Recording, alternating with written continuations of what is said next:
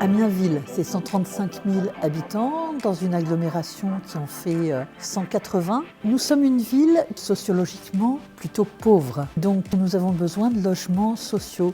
Nous en avons plus de 35% et donc il s'agissait de pousser à la construction. Nous avons souhaité aussi avoir une action très forte en matière d'accession sociale à la propriété. C'est vraiment un axe fort pour nous parce que nous aidons financièrement pour faire baisser le coût de l'opération pour une famille de manière à ce qu'elle puisse s'installer dans un logement neuf, de qualité et qui soit abordable financièrement.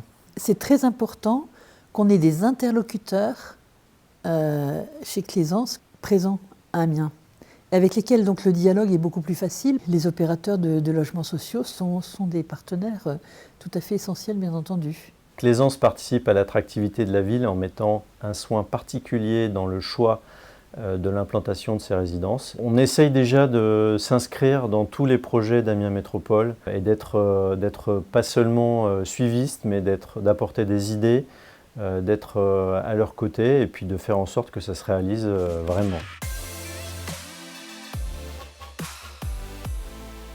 La ZAC Intercampus est une des ZAC d'Amiens qui est sur 80 hectares. Il s'agissait de faire un écoquartier et donc une ZAC avec une forte dimension environnementale et paysagère. Alors il y a plus de 2000 logements qui sont prévus, avec un petit peu de commerce, des parcelles qui sont assez généreuses. Le nôtre fait 75 logements, 53 logements locatifs sociaux, côté ouest, et 22 logements PSLA, c'est-à-dire en accession sociale. Côté est, sur ces deux côtés, on aura des bandes boisées. Chaque logement a un prolongement extérieur. Il y a aussi des espaces communs, ouverts à tous les résidents.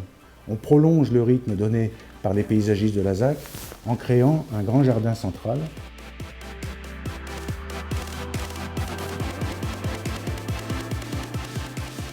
Claisance possède 3000 logements gérés depuis l'agence d'Amiens, dont 2000 environ sur Amiens Métropole.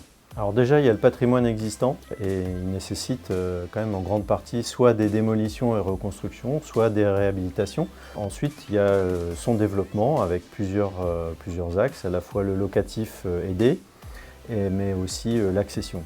Donc il y a l'accession en neuf avec le système des PSLA et puis la vente HLM qui permet à chacun d'avoir un parcours résidentiel. Pour le reste, nous avons noué des partenariats avec diverses associations, comme Ludos qui gère le 115 sur Amiens, mais aussi Espoir 80 qui est une association qui permet à des personnes souffrant de handicap psychique de revenir dans la société. Amiens est une ville éminemment étudiante, c'est la ville la plus jeune de France. Il nous a semblé important de pouvoir mettre notre pierre à l'édifice en livrant une résidence d'une centaine de logements au Crous.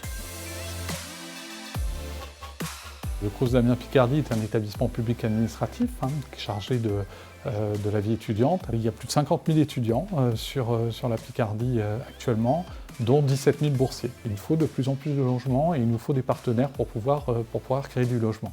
Le logement doit absolument présenter des qualités d'attractivité par rapport au site universitaire et par rapport à une vie étudiante, à une vie sociale, puisque c'est évidemment très important que les étudiants puissent concilier ces deux objectifs. Ces logements, nous devons les produire à des tarifs compétitifs et raisonnables. Donc c'est important qu'un bailleur comme Claisance comprenne ces difficultés-là et nous aide à les résoudre et à faire des beaux produits. Qu'un opérateur comme Claisance se préoccupe de la rénovation et de la réhabilitation de ces logements, c'est aussi essentiel. Ne pas penser qu'aux nouvelles constructions, mais aussi faire en sorte que le patrimoine existant soit rénové pour rester de qualité, parce que ça témoigne aussi aux habitants du respect qu'on a vis-à-vis d'eux. Quand on respecte les gens, je pense que le retour est logique.